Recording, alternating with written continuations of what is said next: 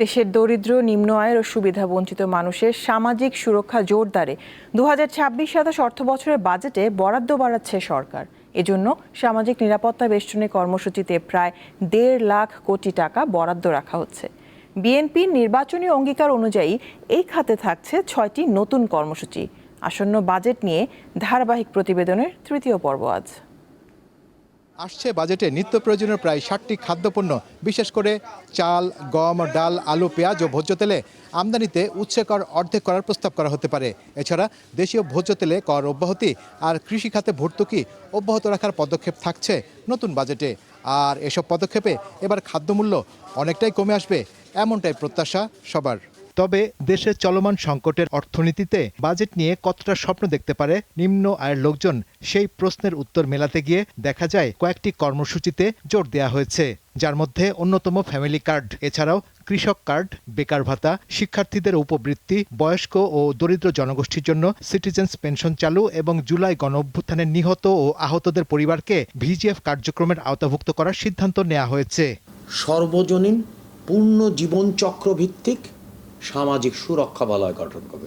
কারণ আগে যে সামাজিক নিরাপত্তা জাল ছিল সেগুলো তো বিভিন্ন ত্রুটিযুক্ত।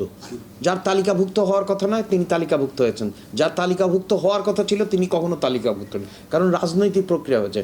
কিন্তু আমাদের সময় দেখেন যে আমাদের পাইলটিং হয়েছে ফ্যামিলি কার্ডে, সেখানে কিন্তু বিজ্ঞানসম্মত, অর্থাৎ সেখানে পভার্টি মিনস টেস্ট করা হয়েছে এবং তার মাধ্যমে স্কোরিংয়ের ভিত্তিতে যাচ্ছে। কৃষক কার্ড দেওয়া হচ্ছে এবং মাননীয় প্রধানমন্ত্রী তার মন্ত্রিসভার প্রথম বৈঠকে কৃষি ঋণ 10,000 টাকা পর্যন্ত মওকুফ করেছেন। প্রকৃত সুবিধাভোগীদের হাতে সামাজিক নিরাপত্তা বেষ্টনীর সুবিধা নিশ্চিত করতে চাইলে প্রথমেই তথ্য ভান্ডার গড়ে তোলার পরামর্শ দিচ্ছেন অর্থনীতিবিদরা। সামাজিক নিরাপত্তায় তো এবার দেখছি যে বাজেটে যথেষ্ট গুরুত্ব দেওয়া হচ্ছে, বড় 16% মনে হয় বরাদ্দ এই বিভিন্ন সামাজিক নিরাপত্তা কর্মসূচি দেওয়া হয়েছে।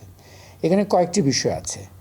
সুবিধাভোগী নির্বাচনটা খুবই গুরুত্বপূর্ণ। এখানে আমরা দেখি সবসময় 20% অ্যারাউন্ড 16 থেকে 20 বা আরও বেশি হয়তো এক একটা প্রোগ্রামের ক্ষেত্রে সেখানে মিস টার্গেটিং হয়, যাদের পাওয়ার কথা তারা পায় না। তার মানে হচ্ছে যে নির্বাচন, এবং নির্বাচন করতে হলে তো ডেটাবেস লাগবে। এখানে তথ্যের বিষয় আছে, বিশ্বাসযোগ্য তথ্য দিয়ে তো তদারকি করতে হবে। আগামী 11 জুন 2026-27 অর্থ বছরের মূল বাজেটের পাশাপাশি সামাজিক নিরাপত্তা খাতের 5 বছর মেয়াদী পরিকল্পনা ও কৌশল তুলে ধরে একটি পৃথক বাজেট দলিলও প্রকাশ করা হতে পারে। শাহরিয়ার ইমন, দীপ্ত সংবাদ, ঢাকা।